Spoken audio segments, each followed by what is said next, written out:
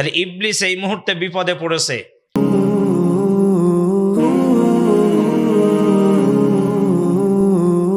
কোরআন, কোরআনুল কারীমের মজলিস, এই কোরআনের মজলিসের যিনি দায়িত্বশীল তিনি হলেন আল্লাহ রাব্বুল ইজ্জাত ওয়াল জালাল। এই মজলিসে চাইলেই সকলে আসতে পারে। আল্লাহ রাব্বুল আলামিন এই মজলিসে একমাত্র তাদেরকে আনেন, আল্লাহ তাআলা যাদের ক্ষেত্রে জেনেছেন বুঝেছেন যে কোরআন শুনলে আল্লাহর ওই বান্দাগুলোর উপকার হবে, আল্লাহ তাআলা একমাত্র তাদেরকেই এই মজলিসে প্রবেশ করার সুযোগ করে দেন। আর আল্লাহ তাআলা যাদের ক্ষেত্রে জেনেছেন এদেরকে কোরআন শোনালে কোনো লাভ হবে, আরো জোরে বলেন কোনো লাভ হবে, বরং ওরা যদি কোরআন শোনে তাহলে ওদের ডায়রিয়া হতে পারে, ওদের কলেরা হতে পারে। আল্লাহ বলছেন এই শ্রেণীর লোকগুলোকে আমি কোরআনের এই মজলিস থেকে দূরে রাখি। এদেরকে আল্লাহ কোরআন থেকে কি করেন? আরো জোরে বলেন, কোরআন প্রতিষ্ঠা থেকে দূরে রাখেন, কোরআন শোনা থেকে দূরে রাখেন। এক কথায় আল্লাহ বলছেন এগুলো হলো সব শয়তানের দলের লোক। জোরে বলেন কার দলের লোক? আল্লাহ বলছেন আমি যাদের ক্ষেত্রে জানতে পারলাম কোরআন শোনালে এদের উপকার হবে, তাদেরকে আমি ঠেসে ধরে হলেও কোরআনের মজলিসে বসিয়ে দিই। চিৎকার মেরে বলুন আল্লাহু আকবার। তার বাস্তবতা হলো এই যে ঠান্ডা গরমের সময় অনেক বাচ্চারা দেখবেন ঔষধ খাওয়াতে গেলে খেতে, কথা বলেন, ঔষধ খাওয়াতে গেলে খেতে চায় না, বরং ওকে ঠেসে ধরে খাওয়াতে হয়। ঔষধ খেলে বাচ্চাটার উপকার হবে, এটা বাচ্চা বোঝে না, বুঝতেছে কে? মা এবং আব্বা। এজন্য বাচ্চাটাকে ঠেসে ধরে হলেও ঔষধ খাওয়াতে হয়। আল্লাহ রাব্বুল আলামিন আমরা যারা এই ময়দানে বসেছি আমাদের ক্ষেত্রে জেনেছেন যে আমরা কোরআন শুনলে আমাদের কি হবে, সেজন্য আল্লাহ এখানে বসিয়ে দিয়েছেন। চিৎকার মেরে বলুন আল্লাহু আকবার। তাহলে আমরা বুঝতে পারলাম যে আমাদের নিজ ইচ্ছায় আমরা এখানে আসি, আরো জোরে বলেন নিজ ইচ্ছায় এখানে আসি। আমাদেরকে কে এনেছেন? আর আল্লাহ তাআলা যাদেরকে এই মজলিস থেকে দূরে রেখেছেন তারা কারা? আল্লাহ বললেন ওয়ামা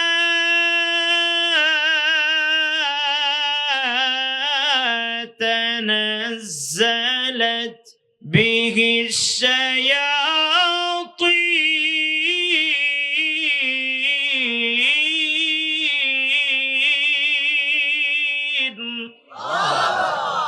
আল্লাহ বলছেন আমি ওই শয়তানগুলোর জন্য কোরআন নাজিল, আরো জোরে বলেন ওদের জন্য কোরআন নাজিল করি নাই।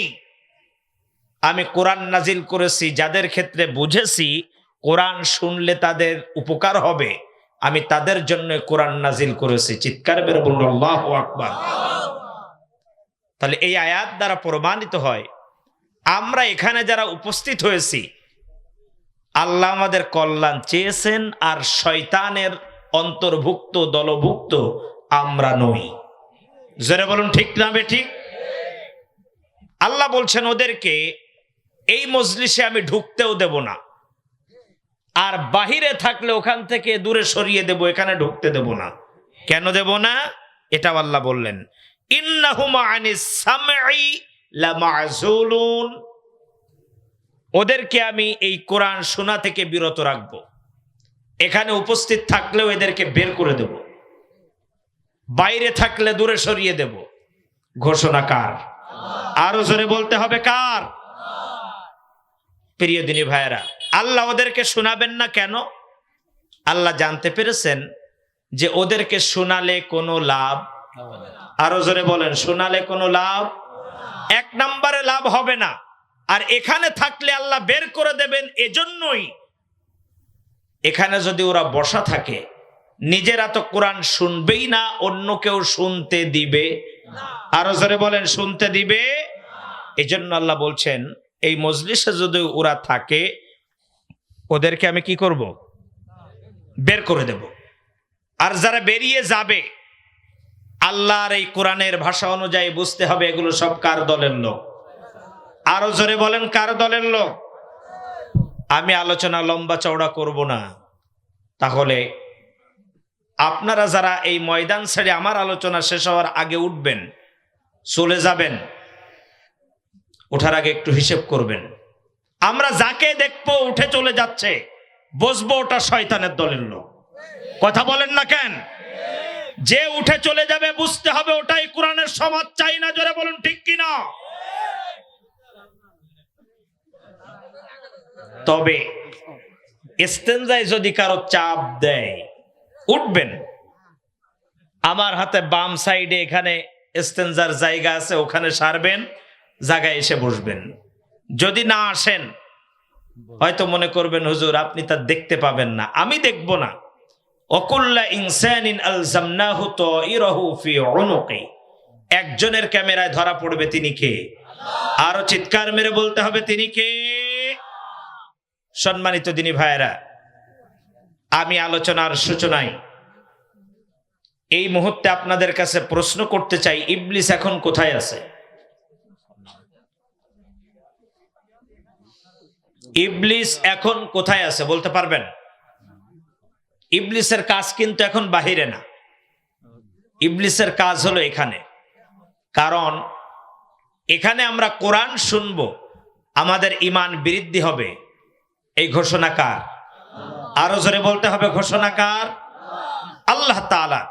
তাহলে আল্লাহর ঘোষণা যদি হয়ে থাকে যে আমরা কোরআন শুনলে আমাদের ঈমান বৃদ্ধি হবে, এতে ইবলিসের লাভ নাকি ক্ষতি? ক্ষতি। এজন্য ইবলিস চেষ্টা করবে আমাদেরকে এখান থেকে।